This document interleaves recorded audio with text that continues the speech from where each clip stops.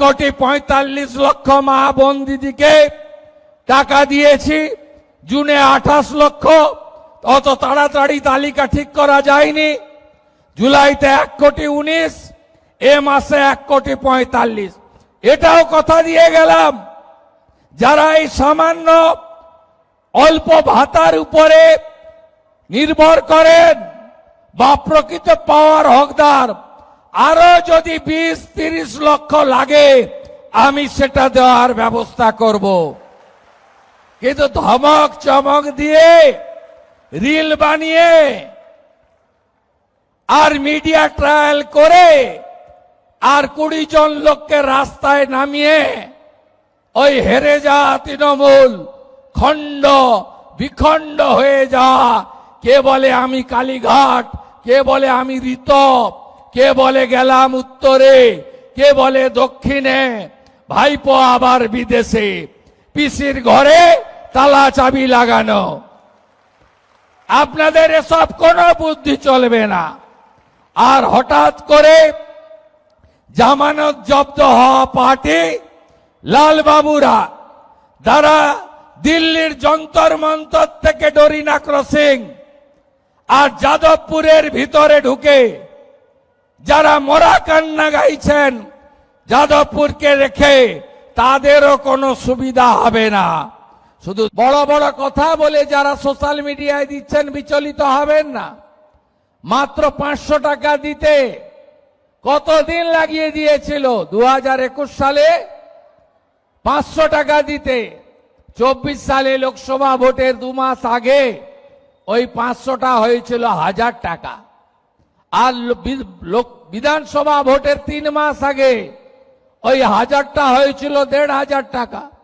বেছে বেছে ভারতীয় জনতা পার্টির কর্মী সমর্থকদের এবং 2019 সালে যেখানে যেখানে বিজেপি জিতেছিল সেখানকার মহিলাদেরকে তারা তাদের বিগত দিনের যে 500 টাকার লক্ষ্মীর ভান্ডার, যা প্রথমে 24 সাল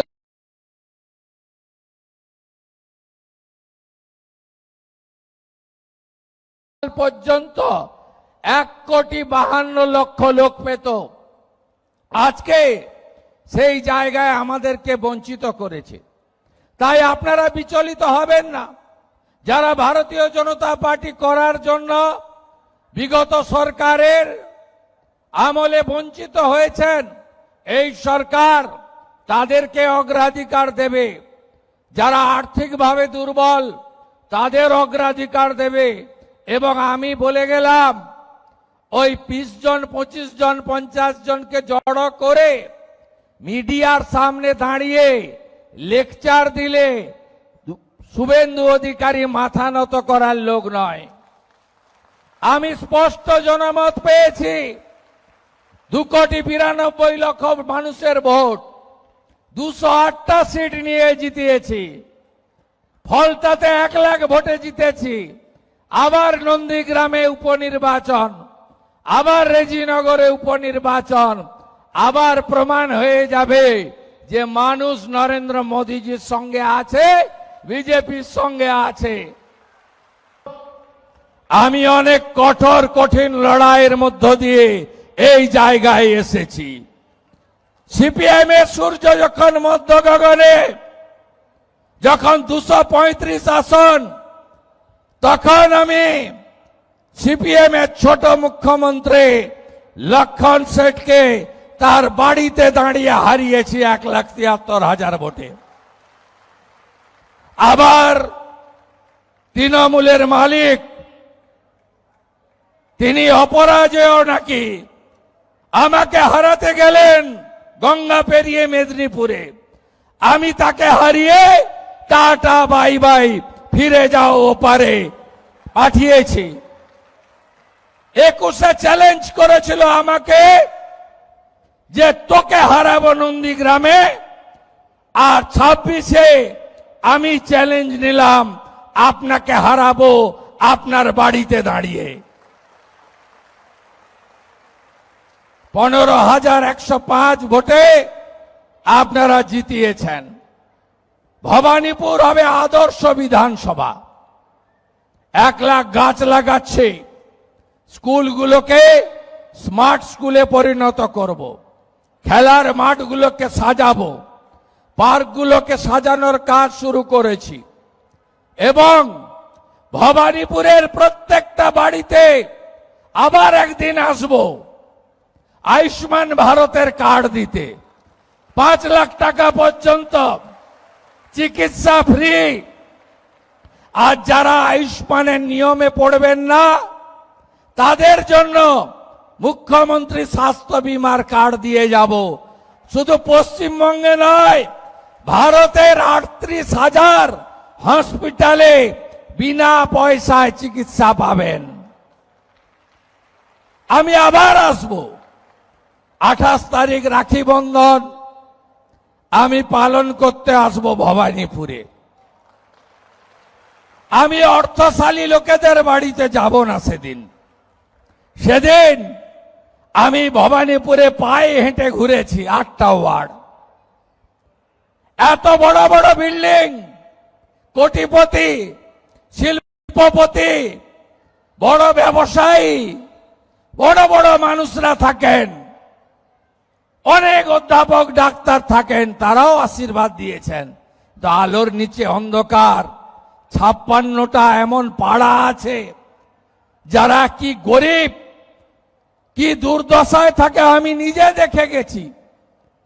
আমাকে একটা পাড়ায় গেছিলাম, বলছে জল দেয় না, একটা নলকূপ, ওখান থেকে জল নিতে হয় লাইন দিয়ে।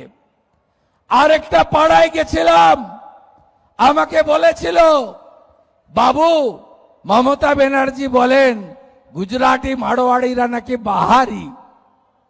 আমি উনার বাড়িতে পরিচারিকার কাজ করি, আমাকে 8,000 টাকা বেতন দেয়।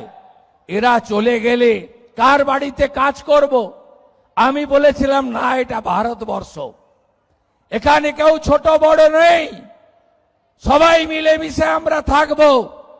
এই সংকীর্ণতা, এই আঞ্চলিকতাবাদ, ভাষার নামে, জাতের নামে আমাদের রাষ্ট্রবাদীদেরকে বিভাজন করার চেষ্টা করেছিল মমতা ব্যানার্জি। 28 তারিখে আমি আসবো রাখি পরাতে ওই সমস্ত এলাকাগুলোতে। তাদের এলাকায় আমি রাখি বন্ধনের শোভাযাত্রা নিয়ে ভবানীপুরে আসব, সেদিন আবার দেখা হবে।